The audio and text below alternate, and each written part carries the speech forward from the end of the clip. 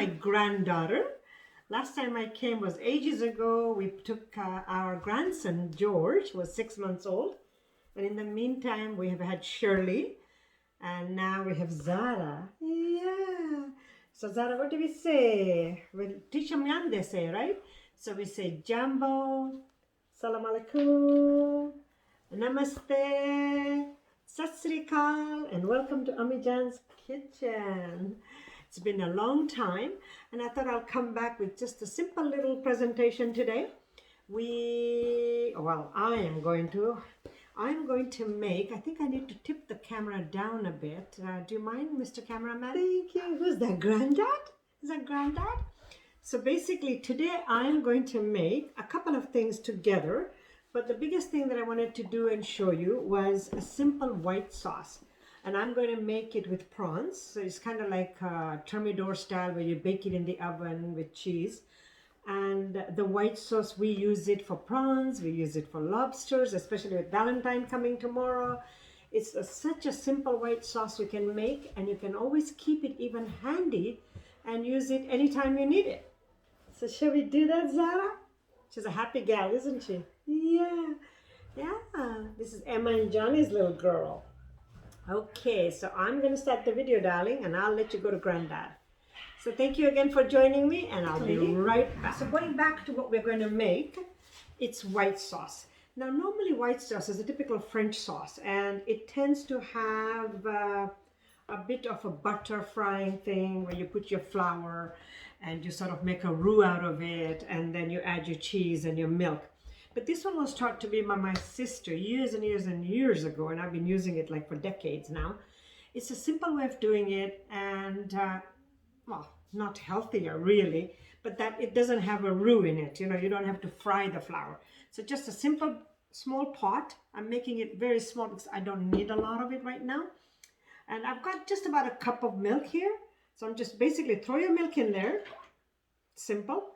And then white flour. I'm just going to add about a tablespoon. I can gauge it just myself, but I can always give you an exact recipe later. So just sprinkle plain white flour, yeah, in the cold milk. I know, right? Straight into the cold milk. And then this, normally we use, typically you use salt and pepper. But Emma, my daughter, is not keen on pepper. But she does like this Montreal steak spice. So what I do is I keep it blended, and it's almost like a little, like a salt and pepper mix for us. So I'll put a little bit of that just to give it that little savory taste, not too much. So that's it. So as you can see, it's basically cold milk, a few spices in there, and this one is quite salty, but I'll decide later to use salt or not. And then right in there, yes, right in that cold meat, this is grated mozzarella. So just throw, I would say this is a good half a cup, if not a bit more. And then I'm just doing this for my own thing. It might not be your thing, so don't worry about it. But I have also taken a piece of jalapeno Havarti. And Havarti, as you know, is a nice creamy cheese and melts beautifully. So everything, I know it looks so weird, everything is cold. It's all cold and sitting just in there, doing nothing right now. And this one, I've left it to the side, is a piece we'll talk about later, and that's Parmesan.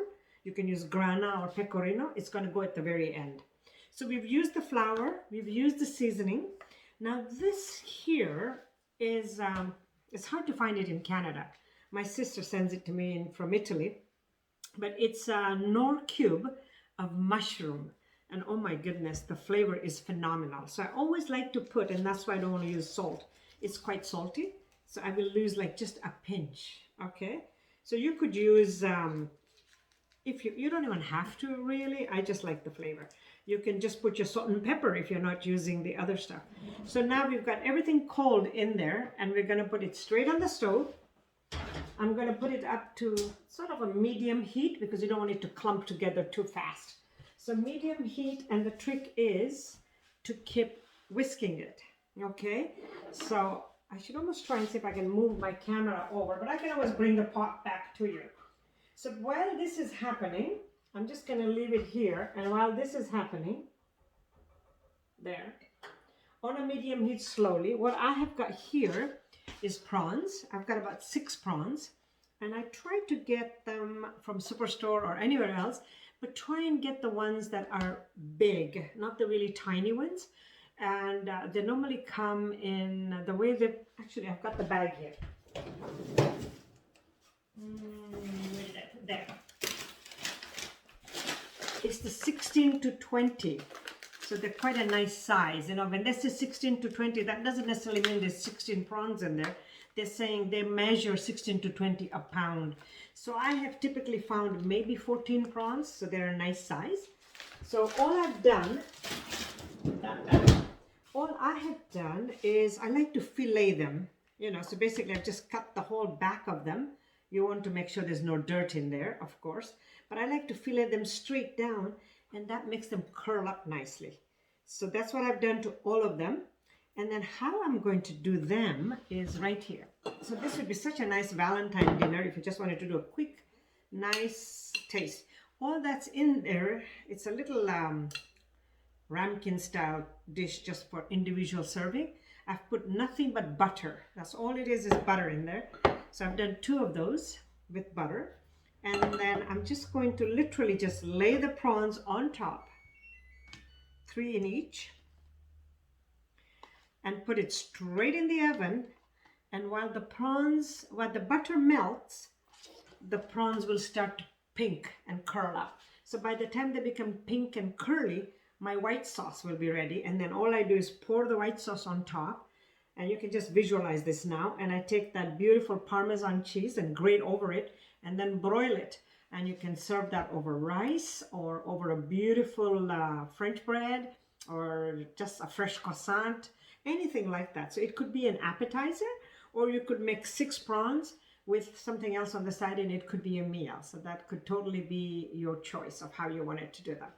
So I'm going to just go over there, give it a quick stir, and see if I can bring it to you to show you. Okay, I tried to turn the tripod around so you can see it. It's basically just starting to, you can see it's smoking. It's beautiful and smooth. And try to put enough flour so it helps to thicken it, but you don't want to put so much so you can taste the flour. Now typically, like I said, a roux, you would fry the flour in butter, so then it gets rid of that floury taste. But what you will find with this, especially having that little mushroom daddy in there and that Greek spice or whatever, you know, what did we call it? The steak spice, the Montreal steak spice. It does not make the flour taste funny. And I even threw in that little piece of jalapeno Havarti, but it's beautiful, really starting to thicken up, and I still have a whole big block of cheese that needs to melt. And you know what's really nice about this sauce too, is say you made a little bit too much and you didn't need to use it all. Put it in a Ziploc bag, mark it, and throw it in the freezer. And next time you just happen to make something and you want it. My other favorite thing to make with this is lobster. So we get those tiny little lobster tails, and of course you break the back, clean it all up. I prefer to take it right out of the shell because the shell has a funny smell to it. But just I clean it all out, and then I do exactly the same thing like we did with the prawns. Put the lobster on with the butter and cook in the oven for a few minutes, and then the same thing, throw the white sauce on top. And there you can see it's absolutely bubbling. Yeah, there. I'm hoping you can see this, but we'll pour it out in a cup so you get an idea of how thick and beautiful it is. And of course, please feel free at this point to taste it, because how else will you know you like the flavor? Maybe something is missing, maybe salt is missing, or I like it. I think it needs, in my thing, a little more flavor. So I might add a little bit more of the daddy that I had. Oh, there it is. Yeah, that's the mushroom daddy, I call it. They call it daddy in Italy, but it's basically your stock cube. So I'm going to throw another piece in there, okay? But then I like my things a bit more salty. Again, go by your taste. You may not like that, but that's fine. It's so thick now, I can just barely stir it. I mean, how else can you get a sauce like that? And you know, this could also be, I'm not keen on a meal like that, but say if you are, you can just quickly pan fry your chicken breast and then use that sauce into your chicken breast and pour it over your pasta. For me, I prefer my pasta to just have a very light sauce. unless it is ground beef and it's ragu or, you know. But otherwise, I'm not keen on white sauce with meat as such. I like it with seafood. But that's another one you can always do, and it comes really nicely, I imagine, with chicken. Where else do we use the sauce? So you can use it on chicken, you can use it on prawns, you can use it on crab. I don't know, I've not done crab, I've done lobster. And yeah, basically, let's call it a versatile white sauce. So here we go, it's beautiful and thick. I'm gonna pour it here so you can get an idea how thick it is. And there's still a lump of cheese I'm waiting for it to melt. But there was that big lump of cheese you saw go down. And there it is. You saw, I used about 3/4 cups of milk with a tablespoon or so of flour. And look at all that white sauce I got. And you know, the taste could vary. The beauty of this sauce is you can adjust the taste to whatever it is you like. You might be a salt and pepper person, or you might be another thing that goes in very nicely. Again, we don't use it a lot, but nutmeg. Nutmeg goes really nicely with any white sauce like that. It just brings the flavor out. Now, I'm not going to bother with the big oven. I'm just going to use the little oven. And I've got these two in there, so I'm going to put them in there, and let's come back and I'll show you how it looks. And then we'll add the white sauce and then grate the Parmesan on it. And we've got ourselves a beautiful Valentine's meal. It's in the oven. The idea of it is not to stay very long. You don't want the prawns to become dry. So you only cook them when they start to curl, not completely cook. As soon as they curl, you take them out, pour the sauce over it, put them back in for another 5 minutes until they become beautiful and pink or red. And then you get your Parmesan and you grate that over the meal, and then you put it for a 2-minute or a 1-minute broil. And I grew up in East Africa in Tanzania, and I remember going to a restaurant and we called this kind of white sauce with that kind of a seafood, and we used to get it in a lobster, of course. The lobsters are this big then. I haven't had one that big since. Now we just get those little tails. But anyways, we called it lobster thermidor. So I don't know if that term is still being used, and I don't know what that means. Does it mean the white sauce grilled with cheese in it? I'm not sure, but one can always check that out. But anyway, that's how I was introduced to it. And then, like I said, my sister taught me this sauce, and I've been using it since. I absolutely love it. So I'm going to give it a few minutes. We'll come back. I just wanted to show you quickly. I took it out, and of course it's quite hot. It's easier. So there it is. You can see the butter is just dripping nicely at the bottom. And now I'm just going to pour this sauce over it. Cover it up nicely. Whoa, there goes that nice yummy cheese there. Okay, and then stop that right there. You don't want to have so much. You know, like I said, I just did a quick one. We're not even eating this today. Well, by all means, we can have it as an appetizer. But normally, this is just, today is a completely different dinner. But normally you would have like 6 or so on a dish, and that makes it easier. So give it a nice generous pour. You can see, because the beauty of this sauce is to dip your bread or your rice. I love it with white rice. I'm a rice person. So this is going to go back in there, and I'll show it to you again. You can see it was quite white. It had just started to turn pink. So I'm going to leave it there at least for a few more minutes. When it becomes nice and pink and starts to become nice color, that's when I will broil it, but I'll come back and show you because I'm going to grate some Parmesan on top. What's also nice about this one, having it in individual dishes, make sure I don't even take it out of the dish. When the family comes over, I make like 6 or 8 of them, and I just put it straight onto the dinner plate. So it's piping hot, and I just tell them to all sit down at the table and just take it out piping hot. We typically serve this as an Ammi, and then we normally serve a steak right after. So that would, like I said, it would make a beautiful Valentine dinner. You can have that. We're back again. It looks beautiful. I'm sure you can see that. This nice salmony pinky color. The sauce is still nice. You can, and another way you can tell that the sauce is going to have a lot of flavor, you can see the butter starts to float on the corners. So that's already smells divine. Now, this is Parmesan, fresh Parmesan cheese, and I'm just going to very nicely shave some on it. Please don't use Parmesan in a tin or in a container, because that will not justify this dish. You need to have a piece of fresh Parmesan. And if Parmesan is not your thing, my other favorite is grana. So you can get grana. Pecorino, be careful because pecorino is very salty. So, you know, much as I love salty one, I find pecorino really salty. And if you get a big chunk, put it in there. Enjoy it when you're eating it. So there you can see the Parmesan is nicely shaved on top. And now our last step is going to be where I put it in the oven on broil. And that's when you'll see this beautiful golden color, and the sauce will become this beautiful red golden color. Please be very careful. You don't want it to burn. It'd be a shame to waste it. So, so there we are. And in it goes, and I'm going to change that bake to broil. Beautiful. It's broiling lovely. So you can see you don't want to overcook the prawns right in the beginning. And then just the entire procedure really, I mean, I know it took time here because we're going back and forth and I was showing it to you, shouldn't take more than 7 to 10 minutes because prawns should never be cooked to a point where they overcook. Otherwise they become rubbery in your mouth and then there's no flavor. So, well, let's see how those come out and we'll take it from there. It's been a long time since I've done a video. I'm retired now and I'm hoping to come back and do a few more. I really enjoy it.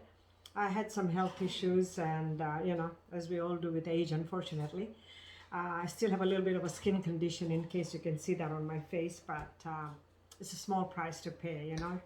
Important thing is we are all well, especially in these times of COVID, and we are thoroughly enjoying our 3 grandchildren. So hopefully in the next episode, I want to bring George to come and do a video with me. He's 2.5 or 2 3/4 now. And he can hold his own pretty well, so I think he should be able to do a good video with me. You saw Zara, and maybe another time we'll try and get Shirley on here too. So let's check out those prawns, and then that would basically be the end of our, how would you call them? Let's call them prawns thermidor. There you go. That's what I used to call them back home. And if you want to, definitely try it with lobster. It's even better. The whole pan is full of bubbles right now, and it's just getting to that perfect stage where you know it's going to get that, you know, that chocolatey brown color with a little burn on it. And the Parmesan is doing a good job. So feel free to layer the Parmesan on, you know, and like especially if you're having it with a pasta. Like I said, it's not my thing with the pasta, but if you're having it with the pasta, you could even grate the Parmesan right on top of the pasta, and that would also be very, very nice and nice way to enjoy it. Wow, looks beautiful.